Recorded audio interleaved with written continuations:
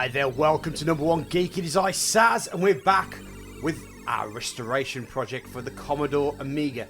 As you can see, I'm struggling with keyboards at the moment. That's always fun. But as you will see over time, I get a bit better at it. So first things first, for the cleanup, we're just going to take all the bits off. Now, spacebar. There's actually a metal piece under here, and you'll watch me get very, very shocked as things start flying out.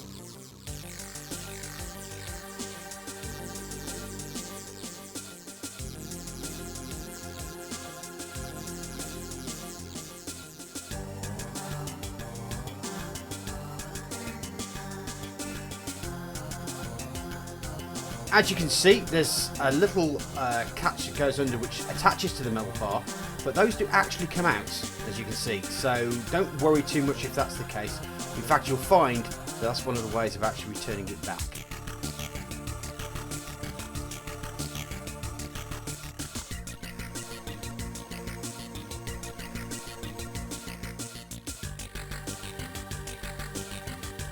Okay, next key I found we needed to take a bit of care with is the right shift key. That once again has a bar underneath it and the pegs that go into it as well.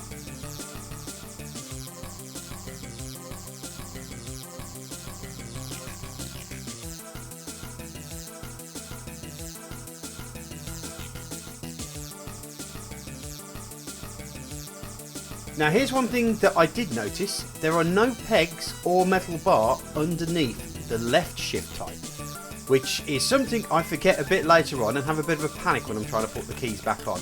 But try to remember that the left shift key does not have any of those tabs or the metal bars underneath it.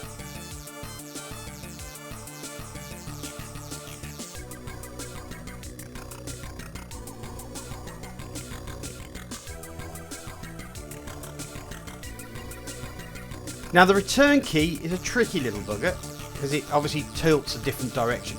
But what I did this time was I actually just pulled the pin slightly out to allow the bar to slip free from the plastic enclosure. I could have pulled the plastic enclosure out, but I didn't really want to risk breaking the plastic, whereas the metal I felt could actually bend a little better. So that was how I kind of got them out when they were a little bit tricky. As you can see, that metal pin has folded itself over as it's fell down, but I've put that back through and everything's alright after that.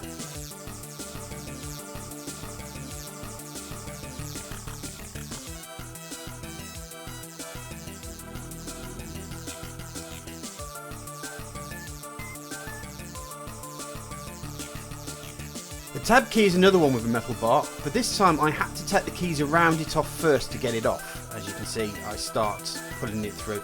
So with the tab key, it's probably better for you to take the keys around it off before you do it. It's just because you can't rotate it into the key above it, so it's easier to take it off.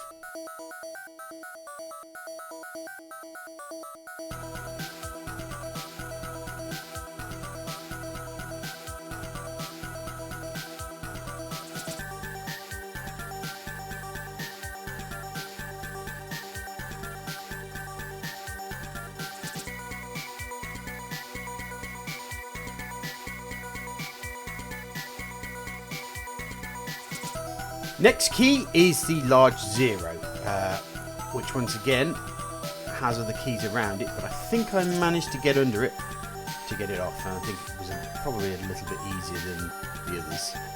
Now I've started to understand what I'm doing, as you may have noticed I was getting a lot quicker at doing it. So that's that, and the next one will probably be the enter key over to the side there, just coming over. Here we go. And that's another one that has a tab on it. So those are all the keys. So I will have hopefully marked it up and hopefully to made a note of that if this is what you're going to be doing yourself.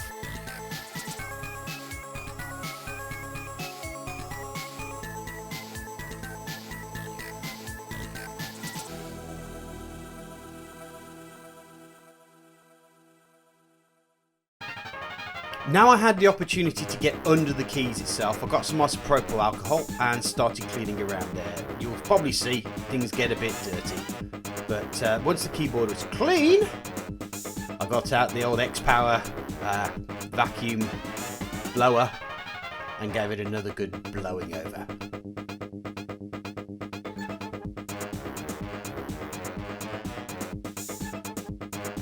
And now it's time to take the label off. The label was pretty damaged. I think there was a plastic insert over the top of it. So I felt I needed to remove it. However, this thing was a tricky little bugger to get off. The nice thing is, though, it was made out of metal. So it was a quality badge. But I finally managed to get some tweezers underneath it. And just pull it across. Just to start slicing through the glue that's underneath it. It's fairly well placed. But sooner or later, you get it off. And I ended up removing the plastic on the outside. I kind of preferred it actually looking without the plastic, just the metal itself. So as you can see, I'll slide the knife underneath and just go through.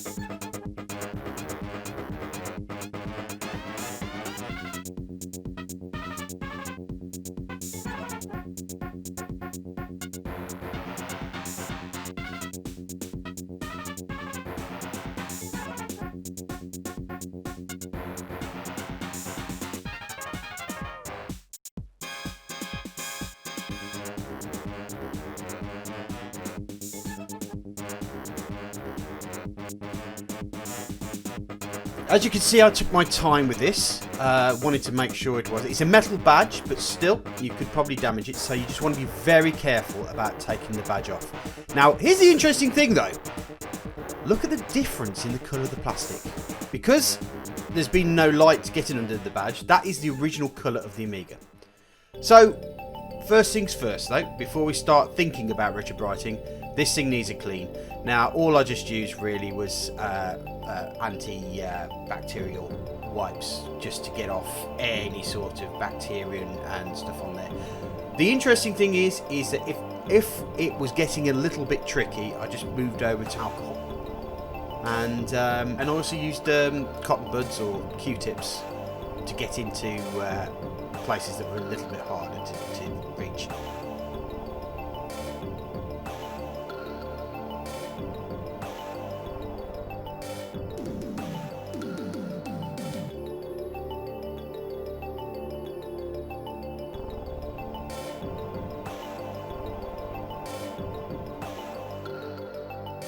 The other thing to note is I used the back of the tweezers to push the cloth through the grates, the air vents at the back of the computer.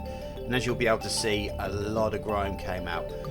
This was a little bit more than that. I had to take them out with the other side of the tweezers as well. But just had a little extra bit of work just to get the grime out from underneath was worth it, I think.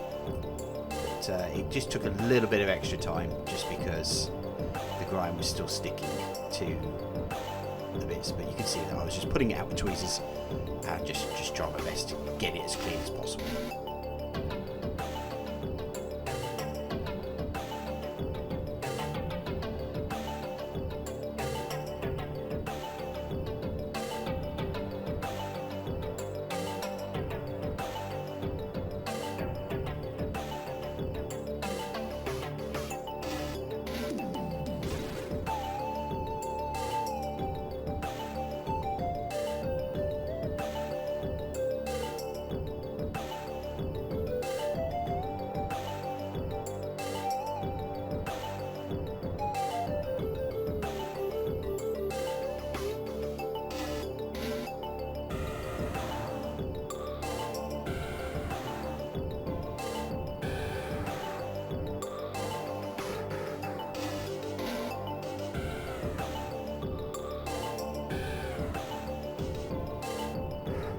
Time to do the underside, and of course just going over it once again with the cloth, but you notice that there are certain marks down there which are the scratches from holding, obviously use.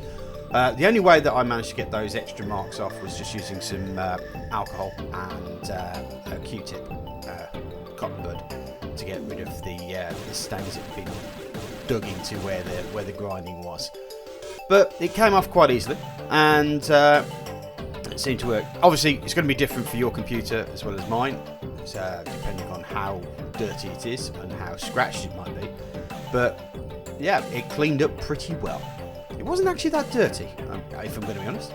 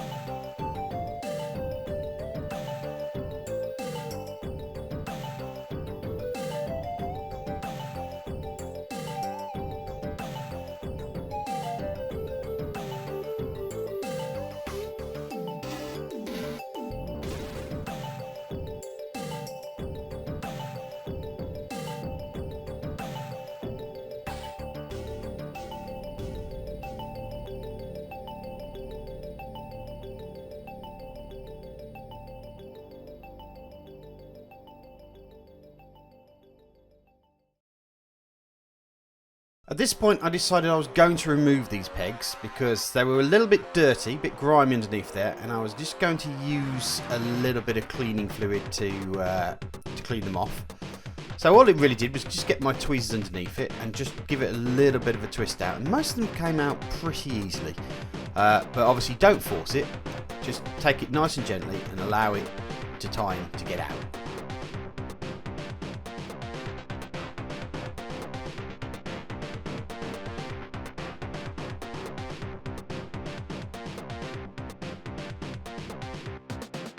I just put those plastic clips in with the springs in the spring box just to keep them safe and separate. Whilst we're expecting the Retrobrite to do a lot of the work, there is going to be grime on these keyboards. Obviously they've been used, there's going to be fingerprints and grime and oil from fingers on them as well. So all I did was just pop it in soapy water just to make sure that any oily substances were no longer on there, just in case any oily substances may stop the retrobriting from happening.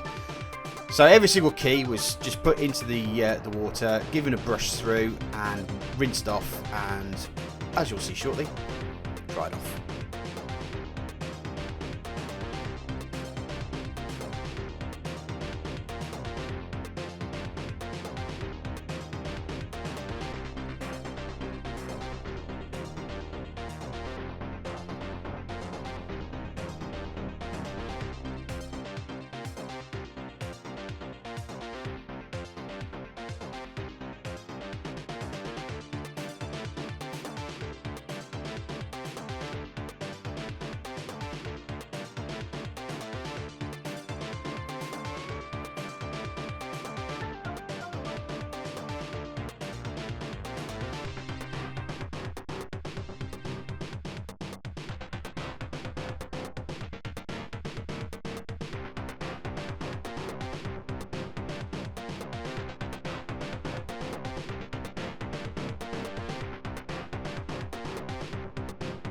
Now, like pretty much all of this process, this is an experiment.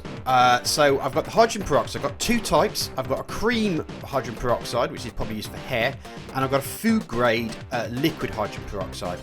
I've put the keys in the bags, and I'm going to be using the liquid hydrogen peroxide, which is 12% solution.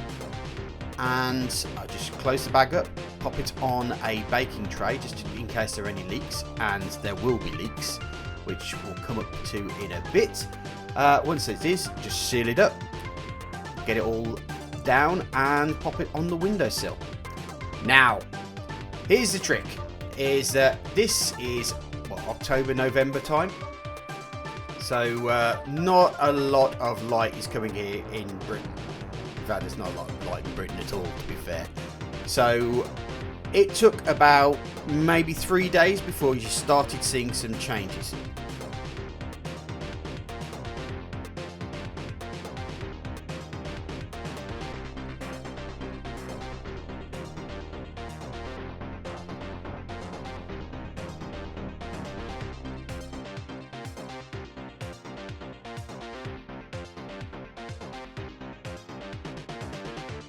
I mean, I was satisfied with the changes that were made, but I felt I wasn't probably getting enough light onto them to actually affect the change as great as it could do.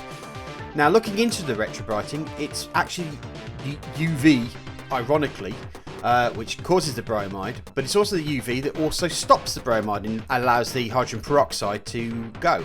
So, the natural solution was, I'm a 3D printer. I do have resin prints, and I've been looking to get a UV light for my 3D printer to help cure my resin. So I got one. And I'd end up putting them in jars as well because we had a few leaks and the glass wasn't going to go. So yeah, I pretty much put that overnight, and you'll get to see what happens next.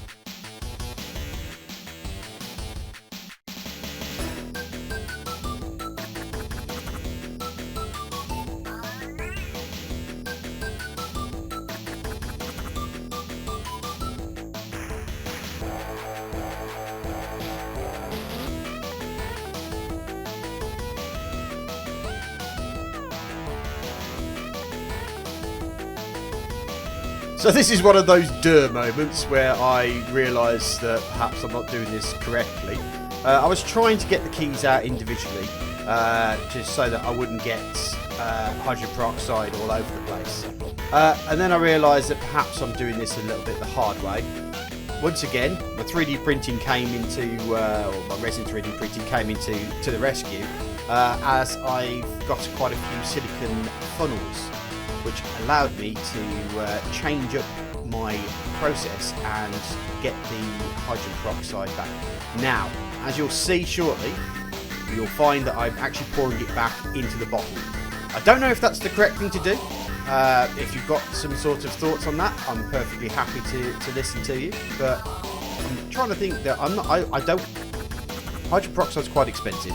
As you'll see, there's a token or a tally of how much I'm spending on this thing, and I want to make sure that I'm getting the best value for money, because I do have other things that I may want to retrobrite, like Star Wars figures, but that's another episode. As you can see, I'm just trying to make sure that all the bits are going in. Don't worry about that drip at the back, that's just the tap. And so just make sure that everything's going through, move those keys out and then go through. So yeah, I've just effectively just drained off all the hydrogen peroxide back into the bottle.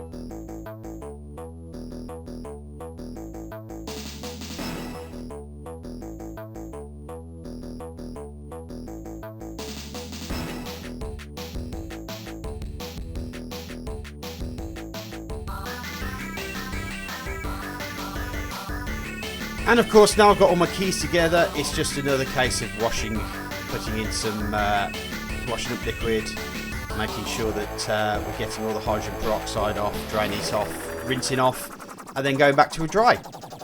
Simple as that. Just make sure that we're hydrogen peroxide free.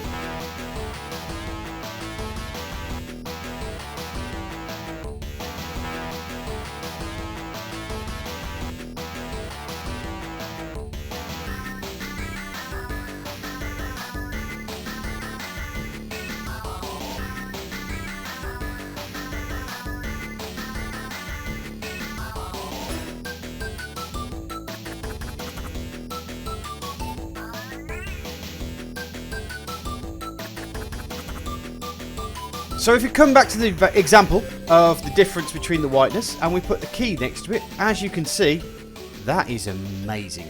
That's a really good bit of work. So now it's time for the big piece, putting it back all together. Now what I did first was I put all the pieces that had the metal parts on first, to put them on first, because I felt that they were the tricky ones.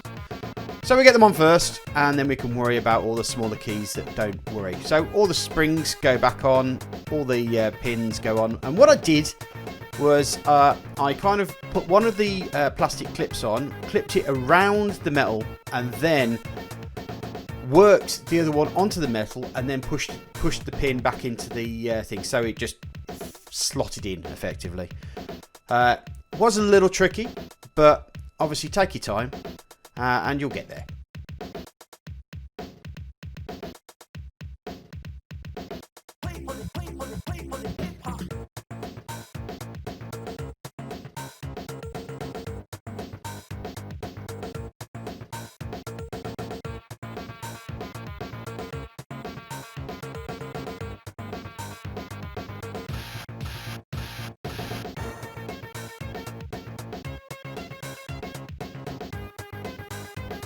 Now, just as a matter of personal preference, I just decided that I was going to put on the grey, dark grey parts on rather than the white parts, just so that I could get all the function keys all sorted out first.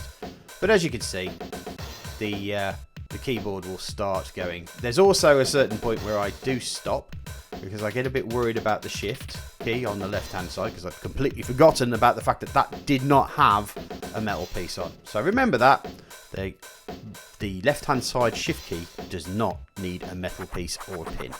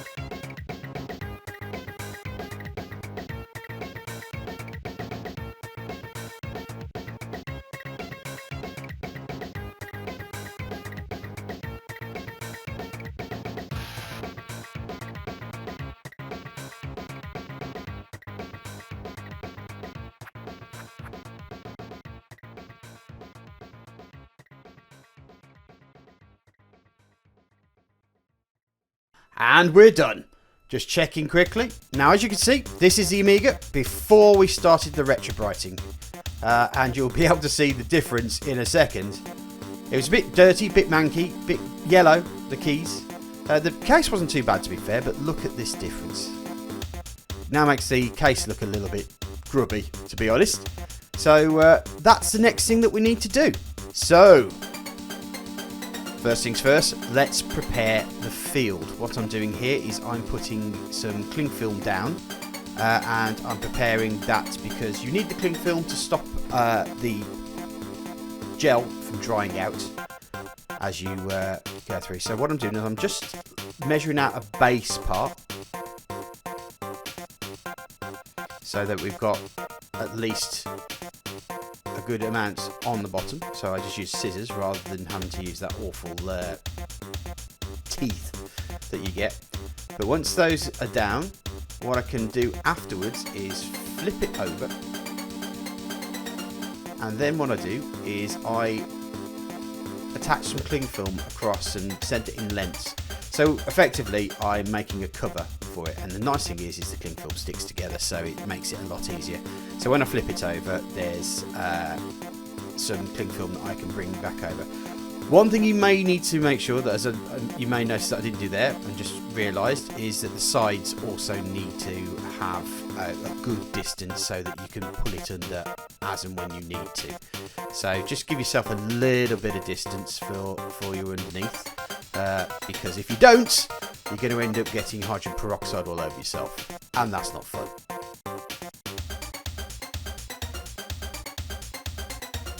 Of course, safety first, get some nitrile gloves, which is another thing for my 3D printing. And now I'm going to use the cream. What I'm just going to do is liberally spray it all over the machine and then use the brush to smooth it out as best as I possibly can. Try not to get too many lumps of, big lumps of cream, as you can see there. Just get it nice and smooth out, and we'll pass it over. And then the cling film gets taken over the top of it as well. So that will cover it, and then we'll get on to the next stage. The trapdoor was first to do, because that's just nice, easy and done and out of the way. And then we'll get on with painting the rest of it and then getting the cling film passed over.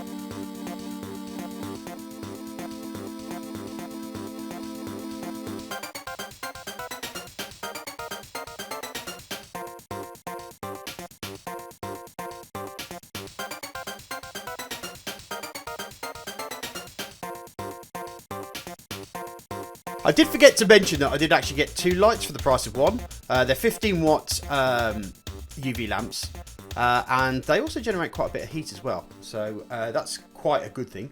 As you can see, I've just kept these up against each other, and I will rotate them round overnight or through the night. But generally, they're left at the front overnight, and you'll get to see the difference.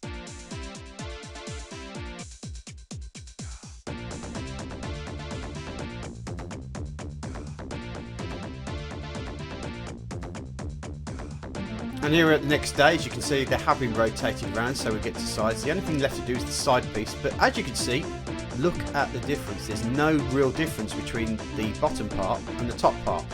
Now, as you can see, there's the difference beforehand, and there's it now.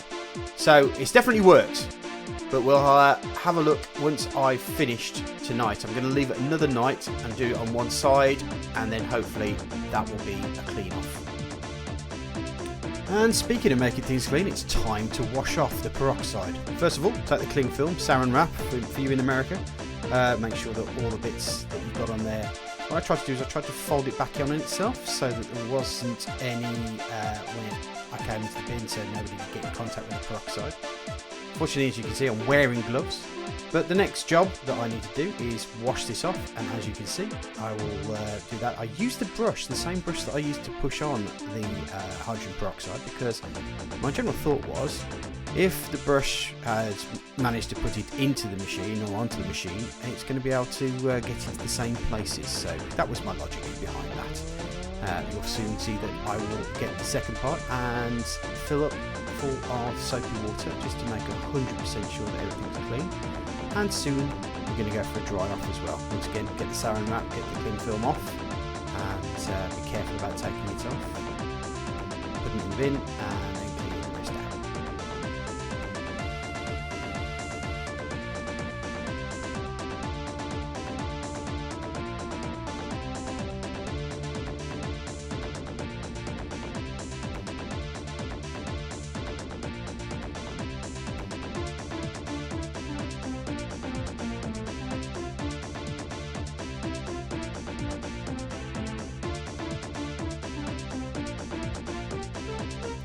So once it's all dried, look at that, it's looking quite good now. But let's have a look at it as a timeline. First of all, we've got the Amiga as it was when I first got it, all grey, browns, horrible, dirty coloured ding. And we move over to getting the keys done. As you can see, the keys look much brighter, but of course the Amiga itself looks a little bit drab in contrast. So let's see how it happened in the end. And look at that bad boy. Absolutely beautiful. Looks brand new. Absolutely perfect. May not last forever, but that's how it goes. Now, let's take a look at some of the costs. Right, well, first of all, I've added postage to the recapping. But also, I've taken off the peroxide, just the use of the peroxide rather than the total. I've done that with the UV lights as well. I've halved the title. So, really, I'm down to £83.49, which is okay. Anyway, thanks for watching, guys. Hope you like what you saw. If you like what you see, why not press that subscribe button or press the like button if you super like it. And if you don't like it, press the dislike button. But please pop some down in the comment section to let me know how I can improve my content for you. That's all for me for now, but we'll get on to the rebuild soon. Thanks a lot, guys. Bye-bye.